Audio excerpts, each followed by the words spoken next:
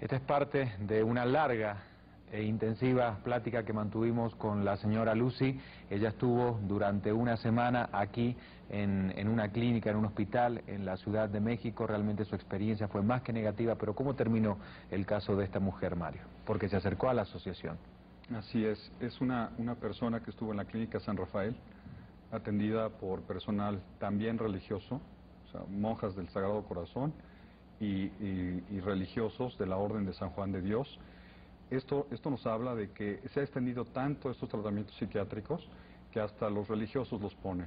Es duro, pero sacerdotes ponen estos tratamientos, se ponen en la Armada, se ponen en el Seguro Social, en la Clínica 23. Entonces se ha extendido tanto que esto es una evidencia más. ¿Cuáles fueron las secuelas? En este caso ya menciona muy claramente que se negaba a tomar medicamentos, en este caso en la clínica, y el médico, que lo menciona en 2 o 3 oportunidades, la obliga en cierta forma a tomar esta medicina y ya se pone en manos de él. ¿Dejó alguna consecuencia, alguna secuela? Ya hablaremos del electrochoque, pero en este caso de los psicofármacos. La secuela de estos fármacos son camisas de fuerza eléctricas, o sea, el aquinetón, el aldol, el estelincine, el mayeptil.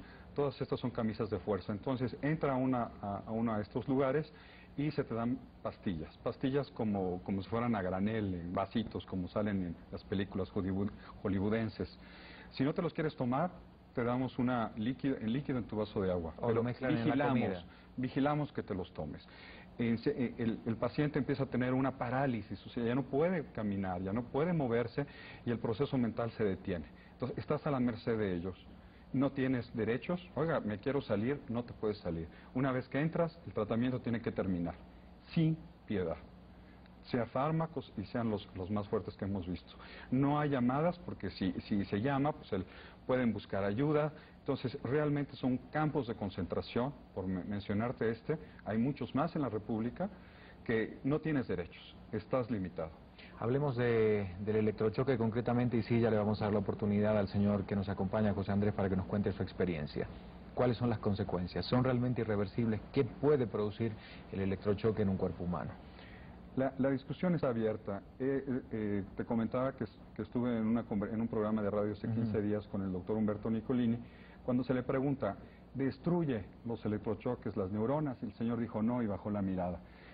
Yo quiero ahondar mucho en esto, ¿no? Sobre todo porque el daño es irreversible. Todos los demás padecimientos mentales, como puede ser la tristeza, la depresión, alcoholismo, drogadicción, la histeria, son reversibles, pero el electrochoque no es reversible. No tiene fundamento médico. No tiene fundamento médico porque no hay ningún psiquiatra que le conste o sepa en qué consiste esta terapia, que le llaman de muchas maneras: electrochoques, electrocompulsiva, estimulación neuronal, y ahora la última palabra es terapia eléctrica, ¿no? Electroterapia, perdón. Entonces, fundamento científico, nadie sabe cómo compone. Al no saber cómo compone, dicen, bueno, pues los resultados, es evidente el maltrato que se le da al paciente, evidente la transformación que tiene, pues quemar todo su proceso mental, toda la interconexión maravillosa que tenemos en el cerebro, pues sí hay algo evidente de que cambia la persona, pero a nadie le consta. Ahora, ¿en qué caso se aplica? Tomemos en cuenta, bueno, debemos decir, yo creo que hay mucha gente de la República Argentina y de Chile que debe recordar en la página o en la triste historia de los procesos militares aquello que era conocido como la picana, que se utilizaba precisamente como elemento de tortura a todos los presos no políticos, a todas las personas que en muchos casos fueron desaparecidas. La famosa picana es la técnica del electrochoque, pero en el tratamiento psiquiátrico, aquellas personas con cuadros muy severos, con cuadros incontrolables, muy agudos, ¿no es recomendable, no se aplica? ¿En qué casos? Mira, ahorita que mencionaste la tortura, sí. hay un ejemplo muy grande que es en Rusia, en la antigua Rusia, en la unidad de países soviéticos. Ahí utilizaron la psiquiatría para los disidentes que creían en el modelo capitalista, utilizar la psiquiatría y cambiar a esas personas en el electrochoque. Bueno, algo que tiene en común el electrochoque con la picana es que es electricidad. Claro. Es 140 a 460 voltios.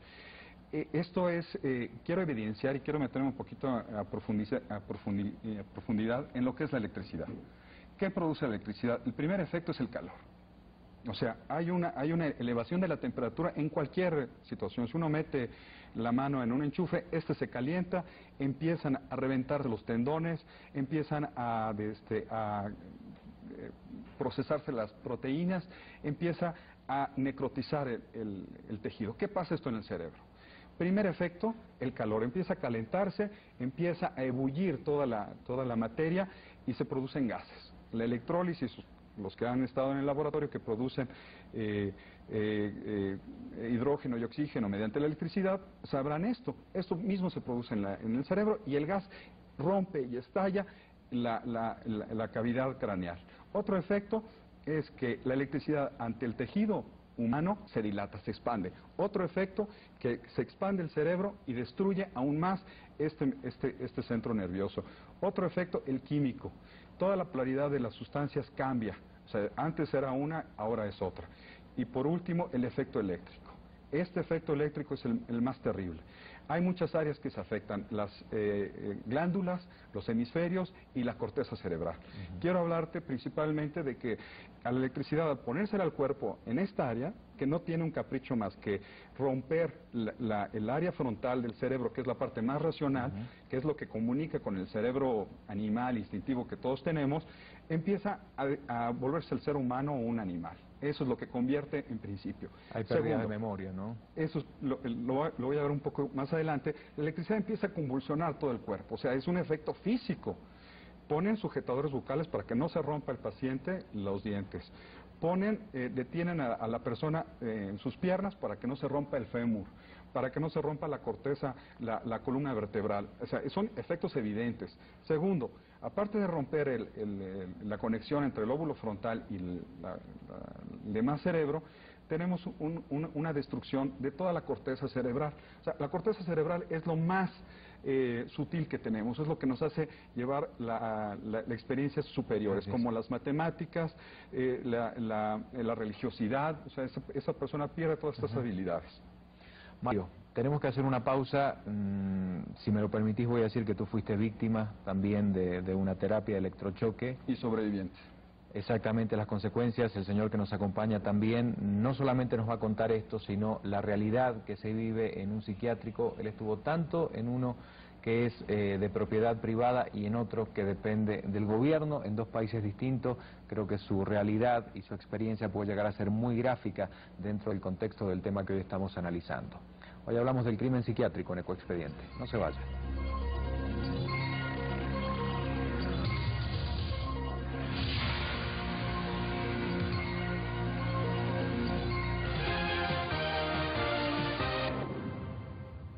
Está con nosotros, lo presentamos al inicio de este programa, el señor José Andrés. Él quiere dar su testimonio. Él asegura haber sido víctima del crimen psiquiátrico. Muchísimas gracias por la valentía de enfrentar, por supuesto, la posibilidad de revivir y de contar una situación que no debe haber sido precisamente la más feliz de su vida. ¿Cuánto tiempo estuvo usted en un psiquiátrico? Estuve en un psiquiátrico la primera vez alrededor de 2 meses.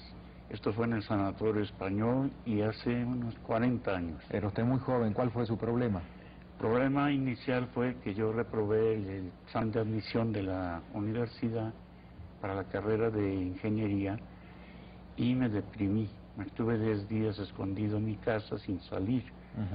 Esto no quería decir que yo me fuera a suicidar o que fuera a hacer alguna cosa extraordinaria, pero mis padres se asustaron y por recomendación de una amiga de ellos me llevaron al Sanatorio Español. Directamente al sanatorio, sin una consulta previa, en un lugar particular con un psiquiatra. ¿Qué pasó en ese sitio? Miren, en el Sanatorio Español, para empezar, no sé si en esta época o en aquella era experimentada la psiquiatría, ¿no?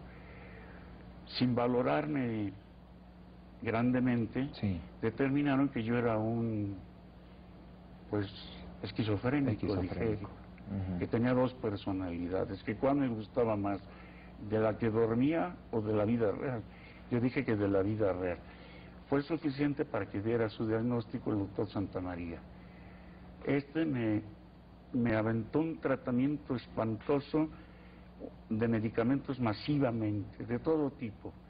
Yo no sé qué psiquiatra en la actualidad puede recomendar para dormir Doriden, bueno, otros medicamentos Sí, muy fuertes, muy evidentemente. tremendamente fuertes, y un tratamiento de 30 o 28